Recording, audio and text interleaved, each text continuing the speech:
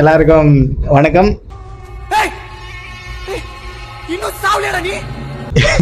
இன்னைக்கு நம்ம என்ன பார்க்க போறோம் அப்படின்னா, துட்டு வேணும் கேலரி ரியாக்ஷன். அதை தான் நம்ம இன்னைக்கு பார்க்க போறோம். ரொம்ப கஷ்டம் ப்ரோ, ரொம்ப கஷ்டம் ப்ரோ. இன்னும் சொல்ல போனா துட்டு வேணும். இதெல்லாம் யாரா உன்கிட்ட கேட்டா? யாரா நீ? அதை பத்தி நம்ம ஃபுல்லா பேசுறதுக்கு முன்னாடி ரியாக்ஷன் வீடியோ பார்த்துட்டு வந்துட்டு நம்ம வந்து தாராளமா பேசலாம்னு நினைக்கிறேன். என்ன எப்படியாச்சும் காப்பாத்துரு. அதனால ஆரம்பிக்கலாமா? நம்ம ஃபர்ஸ்ட் வீடியோக்கு போலாம். Captain, amount received. Running with King Khan, bullets rain down like a thunder.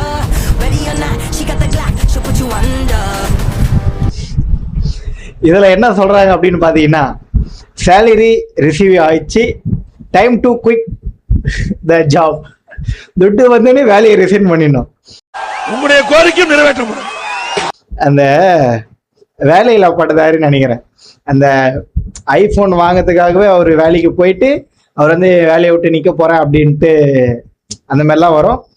அது வந்து படம். ஆனா நிஜத்துல வந்து அந்த மாதிரி மட்டும் பண்ணிடாதீங்க. நிறைய மீம்ஸ் எல்லாம் வருங்க இல்லைங்களா? யாரு என்ன சொன்னாலும் செய்யற வேலையை மட்டும் விட்டுறாத. அப்படி விட்டனா கடைசி வரைக்கும் வேலையே செய்ய மாட்டேன் அப்படின்ற மாதிரி ஒரு சில மீம்ஸ் எல்லாம் இருக்குது.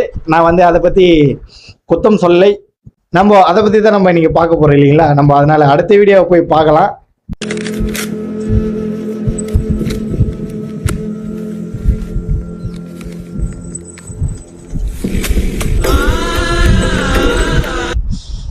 இதை வந்து பார்க்கும்போதே உங்களுக்கு தெரியும். நான் வந்து சிரிப்புக்காக சொல்லலை, இல்லை ரியாக்ஷன் வீடியோ இதெல்லாம் பண்ணுவானா அப்படின்லாம் நீங்கள் நினைக்காதீங்க. இதில் என்ன சொல்கிறாங்க அப்படின்னு பார்த்தீங்கன்னா, me after giving my salary to my parents and EMI. என்ன உங்களுக்கே புரிஞ்சிருக்கும், வர சம்பளத்தை வீட்டுக்கும் இஎம்ஐக்கும் சரியா போயிடுது. ஆனால் கடைசியிலே அந்த பர்ஸை தூக்கி போட்டுறாங்க. ஐயா, இதுக்கப்புறம் நீ வேலைக்கே போக மாட்டியா? ஏதோ நீ சம்பாதிக்கவே மாட்டியா அப்படின்ட்டு அந்த பர்ஸ் இடத்துல நானா இருந்தேன்னா நான் அதை தான் நினச்சிருப்பேன். இதை வந்து என்ன மாதிரி பசங்களுக்கும் இல்லை பார்க்குற என்ன மாதிரி பசங்களுக்கும், என்ன மாதிரி நம்மள மாதிரி பசங்கன்றதுல எல்லாருமே இந்த பணத்தை சுற்றி தான் இந்த உலகமேன்றது ஒன்று இருக்குது இல்லைங்களா? ஏன்னா அதை சுற்றி தானே நம்ம ஓடிட்டு இருக்கோம். ஆனால் ஏன் ஓடுறோம், எதுக்கு ஓடுறன்றதே தெரில. கேட்டால் வேணும். இது வந்து எல்லாருக்குமே நடக்குங்க. இது வந்து படத்துல மட்டும் தான் கேட்டீங்கன்னா இல்லை, ரியாலிட்டியிலும் அதான். ஏன்னா பணம்ன்றதே நம்ம பிடிச்ச ஒரு விஷயத்த பண்றதுக்காகவே நம்ம ஒரு சிலதெல்லாம் இஎம்ஐல எடுத்து அதை மாசம் பணம் கட்டுறதுன்றது ஒன்று இருக்குது இல்லைங்களா? அதை வந்து சொல்றதுக்கு வந்து வார்த்தையே கிடையாது. ஏன்னா அந்த மாதிரி நானும் அனுபவப்பட்டுக்கிறேன். நீங்களும் அனுபவப்பட்டு இருந்தீங்கன்னா தாராளமாக நம்ம சேனல்ல சப்ஸ்கிரைப் பண்ணிட்டு கமெண்ட் பண்ணலாம். இதுல என்னோட கருத்து என்னன்னா, பந்தாவுக்காக நம்ம வந்து இஎம்ஐ பக்கம் போகாம நம்மளோட சூழ்நிலைக்கு ஏற்ற மாதிரி இஎம்ஐக்கு போகணுன்ட்டு நான் நினைக்கிறேன். அதுவும் பெரிய இஎம்ஐயா அப்படின்லாம் கேட்டால் அப்படி இல்லை, ஒரு சின்னதாக ஒரு இஎம்ஐ, ஒரு முடிக்கிற மாதிரி ஒரு இஎம்ஐ வச்சுக்கலாம். அதுக்கு நம்ம இஎம்ஐ பக்கம் போனோம்னாவே ஒரு பாதிக்கு பாதி ஒரு அமௌண்ட்டை கட்டணும்னு தான் நினைக்கிறேன். ஆனால் சம்பளமே பாதின்னா இதெல்லாம் ரொம்ப ஓவரா இல்லையடா அப்படின்ற மாதிரி தான் இருக்கும். அதனால நம்ம சூழ்நிலைக்கும் நம்ம சுச்சுவேஷன் அப்படின்ட்டு ஒன்று, நம்ம சூழ்நிலைக்கும் ஏற்ற மாதிரி ஒரு மைண்ட் செட்டை ஒன்று நம்ம எடுத்துக்கினா கரெக்டாக இருக்கும். அதுக்கேற்ற மாதிரி ஒன்று வேலைக்கு ஒன்று போகணும், அதுக்கேற்ற மாதிரி சம்பளம்ட்டு ஒன்று வரணும். நம்மளுக்கு எங்கே சம்பளம் வருது? கோபம் தான் வருது. சம்பளம் வரலன்னாவே நம்ம அடுத்த வீடியோவில் என்ன வருதுன்ட்டு நம்ம போய் பார்க்கலாம். ஏண்டா அந்த பேர்லாம் பார்க்காத, அதில் இருக்க எல்லா நம்பர்கிட்டையும் கடை வாங்கிட்டேன். கஸ்டமர் கேட்ட மட்டும் தான் இன்னும் கேட்கல. இதுல என்ன சொல்றாங்க அப்படி பண்ணா, 2 days after salary day. Salary வந்து முடிச்சதுக்கு அப்புறம் 2 நாள். அதுல ஒருத்த நம்பரும் பார்க்காத, எல்லாருக்கிட்டையும் கடை வாங்கியாச்சு. கொடுக்குற ஃப்ரெண்டுகிட்டயும் நம்ம வாங்கியிருப்போம். அந்த மாதிரிலாம் நடந்துக்குது. என்ன கேட்டா மற்றவங்களுக்கு ஃபோன் பண்ணி தொல்லை பண்றது பதிலாக நம்ம கூட இருக்கிற ஃப்ரெண்டுகிட்டயே கேட்டு அவனை தொல்லை பண்ணுறது எவ்வளோ மேலுன்ட்டு நான் நினைக்கிறேன். எவன்கிட்டயோ காசுக்காக வச்சு எவன்கிட்டயோ பணத்துக்காக நம்ம வந்து கேட்டு அசிங்கப்படுறத விட நம்ம ஃப்ரெண்டுக்கிட்ட பணத்தை வாங்கிட்டு அசிங்கப்படுறதுல ஒரு எந்த தப்புமே இல்லைன்ட்டு நான் நினைக்கிறேன். ஏன்னா நானும் அப்படி வாங்கினதே கிடையாது. ஆனால் என்கிட்ட நிறைய பேர் வாங்கிக்கிறாங்க. பணத்தையான்னு கேட்டால் இல்லை, திட்டு வாங்கிக்கிறேன். ஏன்னா என்கிட்ட இல்லைன்னா விடுங்களான்டா, என்னையேண்டா நோண்டுறீங்க அப்படின்ட்டுலாம் நடந்துக்குது. ஆனால் ஒரு சில பேர்லாம் சொல்லிக்கிறாங்க, எனக்கு கொஞ்சம் அர்ஜென்ட்டாக பணம் கொடுறேன், நான் வந்து சேலரி வந்ததுக்கப்புறம் போட்டுடுறேன் அப்படின்னு சொல்லுவாங்க. ஆனால் என்ன சொல்லுவாங்கன்னு பார்த்தீங்கன்னா, சேலரி வந்ததுக்கப்புறம் மெசேஜ் தான் போடுவாங்க, இன்னும் சேலரி வரல, வந்ததுக்கப்புறம் நான் போடுறேன் அப்படின்லாம் சொல்லுவாங்க. இதெல்லாம் ரொம்ப தப்பு. சேலரி வந்ததுக்கப்புறமும் நீ சேலரி வரல, செலவாயிடுச்சு, இஎம்ஐ கட்டிட்ட அப்படின்னு சொன்னால் உன்னை அசிங்கமாக திட்டுறதுல தப்பே இல்லைன்ட்டு நான் நினைக்கிறேன். நம்ம அடுத்த வீடியோக்கு போலாம்.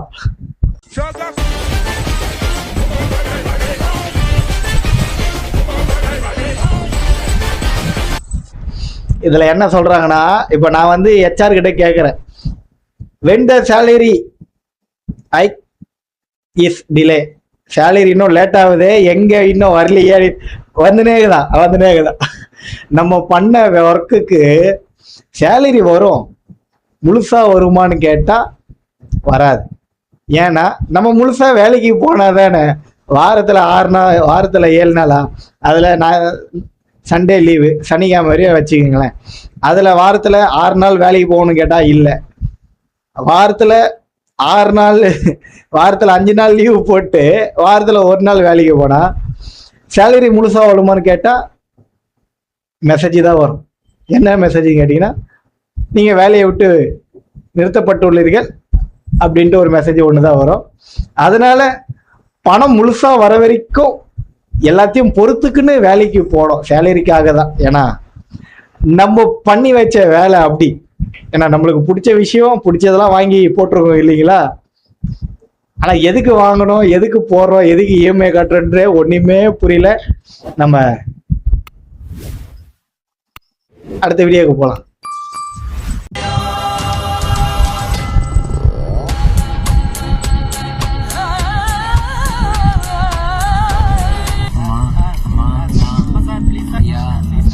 இதுல உங்களுக்கே தெரியும், சேலரி டே அன்னைக்கு அப்படியே காலரை தூக்கி விட்டுன்னு அப்படியே கெத்தா அப்படியே பசங்களாம் சேர்ந்து வா வா வா.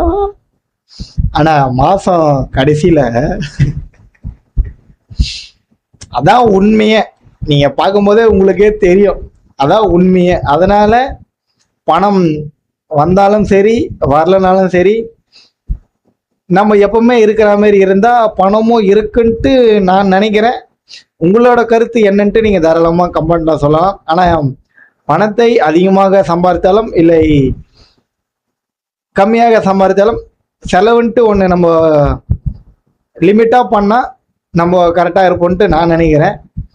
ஆனா பணம் வந்ததுக்கு அப்புறம் ஆட்டோன்ட்டு ஒன்று இருக்குது, அப்படியே தலைகீழ தான் குதிப்பேன் அப்படின்ட்டு ஒரு சிலர்லாம் சொல்லுவாங்க. நம்ம எல்லாரும் எப்பவுமே அப்படிதானே, பணம் வந்தோடனே அப்படியே கையும் வரல காலும் வரலன்ற மாதிரி தான்.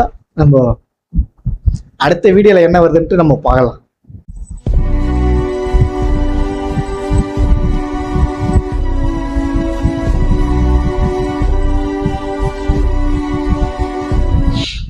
இதுல என்ன சொல்றேன்னா, I am controlling my angry because I need a salary. Yes, absolutely அதான் உண்மை. நம்ம வந்து என்னதான் கோபம் இருந்தாலும் அந்த பணம் வர வரையும் நம்ம பொறுத்து தானே ஆகணும். ஏன்னா நம்மளையும் பார்த்துக்கணும், நம்ம வீட்டையும் பார்த்துக்கணும் இல்லைங்களா. ஆனா ஒரு சில பேர்ல அதெல்லாம் பண்ண மாட்டாங்கன்ட்டு நான் நினைக்கிறேன். அதுவும் மெயினா நம்மள மாதிரி பசங்களாம் சின்னதா எதனா கேட்டாவே அப்படியே சுர்ன்னு ராக்கெட் மாரி வந்துடும். நீ பணத்தை போட்டதுக்கு அப்புறம் ஒண்ணு நடக்கும் பாரு. ஆனா அதெல்லாம் பொறுத்துக்குன்னு தான் நம்ம வந்து வேலை செய்யணும். ஏன்னா நம்ம சூழ்நிலைகள் அப்படி, நம்ம அந்த சூழ்நிலைகளை தகுந்த மாதிரி ஒரு நல்ல வேலைக்கும் போனாலும் அதை வந்து நம்மளால அக்செப்ட் பண்ணிக்க முடியும்ட்டு நான் நினைக்கிறேன். ஏன்னா நீங்களே ஒரு விஷயத்த திங்க் பண்ணி பாருங்களேன்.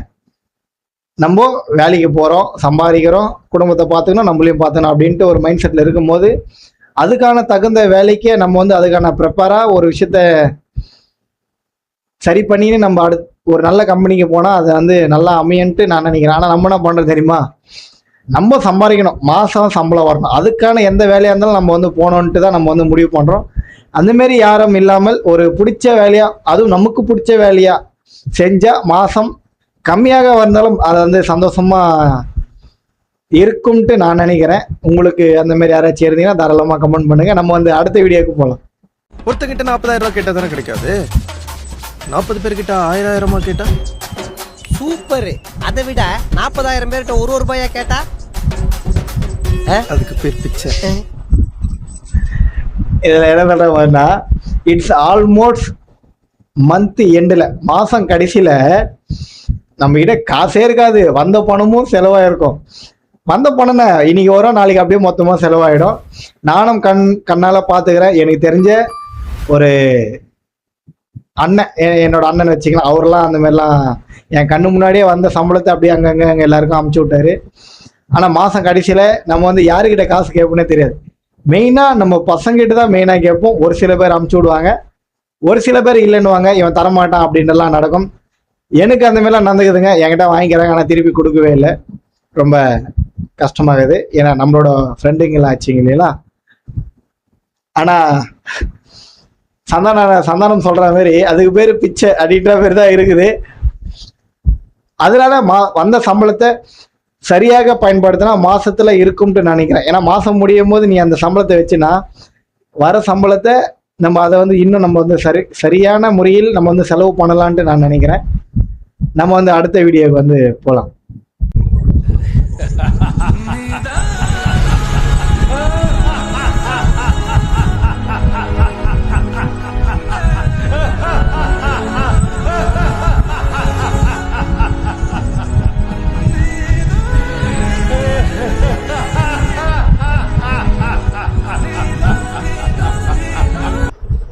இதில் என்ன, இதில் வந்து சிரிக்கிறதா இல்லை அழுவுறதான்ட்டு நம்ம தான் முடிவு பண்ணணும். என்னென்னு கேட்டிங்கன்னா, 10 மணிக்கு சேலரி கிரெடிட் ஆகுது, 10:10க்கு ரெண்ட்டுக்கு பெய்டு பண்ணோம், 10:15 கிரெடிட் கார்டுக்கு பில்லு, 10:20க்கு இஎம்ஐ பெய்ட் பண்ணோம், 10:30க்கு waiting for next month salary.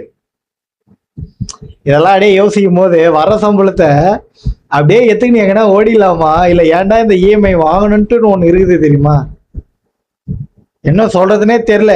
இதுல வேற அட்வான்ஸ் வேற முன்னாடியே நம்ம வாங்கிடுவோம் வேற. ஏன்னா உங்களுக்கே தெரியும், எதனா அவசரத்துக்கு வந்து நம்ம வந்து அட்வான்ஸ் எல்லாம் வாங்குவோம். நான் வாங்கிக்கிறேன்னு கேட்டிங்கன்னா நான் வாங்கினதே கிடையாதுங்க. நான் திட்டு தான் வாங்கிக்கிறேன் வேலை செய்கிற இடத்துல, மற்றபடி அட்வான்ஸ் எதுவும் நான் வாங்கினதில்லை. ஒரு சில பேர்லாம் வாங்கிக்கிறாங்க, வாங்கின குத்துக்கலாம்னு கேட்டால் என்ன சொல்றதுன்னே தெரில.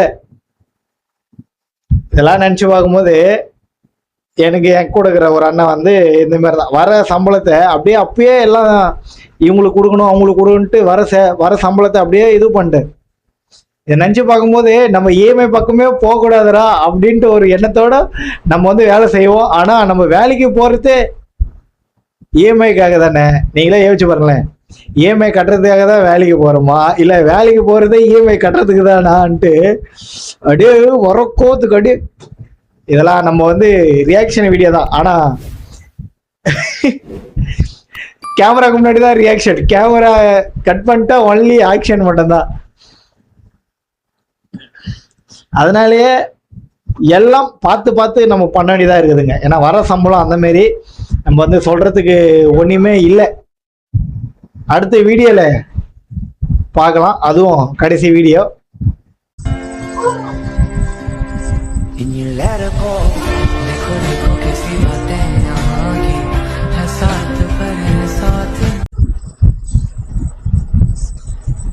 கடைசியில் இதாங்க உண்மை.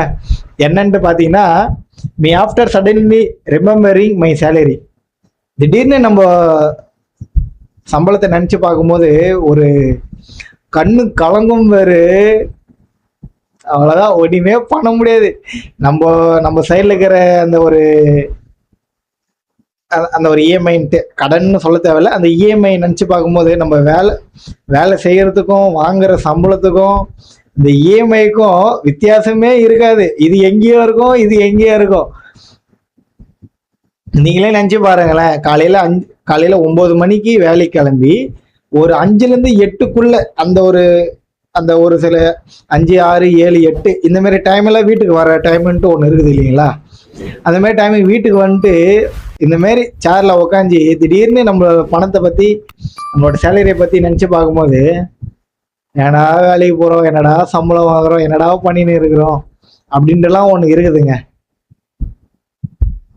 இதுமாரி சொல்கிறதுக்கு ஒரு வார்த்தையே இல்லை. சிரிக்கிறது அழுவுறதான்ட்டு நம்ம தான் முடிவு பண்ணோம். ஏன்னா அந்தமாரி நம்ம ஒரு வேலை, அதனால செய்கிற வேலையை செஞ்சுனே இருங்க. ஏன் அதை சொல்கிறேன்னா, நம்ம ஒரு வேலை ஒன்று செஞ்சுன்னு இருப்போம். நம்ம தெரிஞ்சவங்களோ இல்லை நம்மளோட ஃப்ரெண்டு யாராச்சும் வருவாங்க, வந்து நீ என்னடா இந்தமாரி வேலை பார்க்குற, என்னடா இந்தமாரி சம்பளம் வாங்குற, வேறு வேலைக்கு போடா அப்படின்னு சொல்லுவாங்க. நம்ம என்ன பண்ணுவோம், அவன் பேச்சை கேட்டுக்கின்னு இன்னொரு வேலைக்கு போவோம். இன்னொரு வேலைக்கு போய் செஞ்சுன்னு இருக்கும்போது ஒரு வாரம் கழிச்சு இல்லை ஒரு மாதம் செஞ்சுன்னு இருப்போம். இன்னொருத்தன் வருவான், வந்து நீ ஏன் இந்த வேலை செய்கிற, நீ வேறு வேலைக்கு போயேன், நீ ஏன் இந்த சம்பளம் வாங்குற அப்படின்னு சொல்லும் போது ஒரு கோவம் ஒன்று வரும் பாருங்க, அப்படியே சொல்றன்னு ஏறும். அவன் வந்து சொல்லுவான், ஆனால் அவன் வேலைக்கு போவான்னு கேட்டால் தெரியாது. சப்போஸ் வேலைக்கு போனாலும் அவனும் நம்மள மாரி சம்பளம் தான் வாங்குவான். இதில் வந்து நமக்கு வந்து அட்வைஸ் பண்ணுவான். இந்த மாரி வந்து அட்வைஸ் பண்ணுறவங்கள இந்த காதில் வாங்கி இந்த காதில் தாராளமாக விட்டுருங்க. செய்கிற வேலையை செய்யுங்க. நீங்கள் பிடிச்ச விஷயத்த இந்த மாரி செய்யும் போது யார் வந்து என்ன சொன்னாலும் அதை வந்து கண்டுக்காதீங்க. செய்கிற வேலையை செய்யுங்க. உங்களுக்கு பிடிச்ச விஷயம் செய்ய ஒரு சந்தர்ப்பம் வரும்போது அப்போ நீங்கள் வேலையை வந்து விட்டுட்டு நீங்கள் வந்து அதுக்கான ஒரு சம்பளத்தை நீங்கள் வந்து வாங்கிக்கின்னு தாராளமாக வேலையை விட்டு நின்றுடலாம். பிடிச்ச வேலை செஞ்சாலும் ஒரு கம்மியான சம்பளம் வந்தாலும் சந்தோஷம்தான்ட்டு நான் நினைக்கிறேன். உங்களோட கருத்து எதனா இருந்ததுன்னா நீங்கள் தாராளமாக கமெண்ட் பண்ணுங்கள். என்னோட கருத்து இதுதான். இதை சொல்லிக்கொண்டு எப்பவுமே சொல்கிற மாதிரி பிடிச்ச விஷயத்த பண்ணுங்க, அதை பிடிச்சி பண்ணுங்க, அதற்கு முயற்சி பண்ணுங்க. நிச்சயமாக சொல்கிறேன், நல்லதே நடக்கும். விஜய் நான் சொல்கிற மாதிரி கான்ஃபிடென்ட்டாக இருங்க, நல்லதே நடக்கும். அடுத்த ரியாக்ஷன் வீடியோவில் உங்களை நான் சந்திக்கிறேன். நான் தான் உங்கள் ஜீவா. பாய்.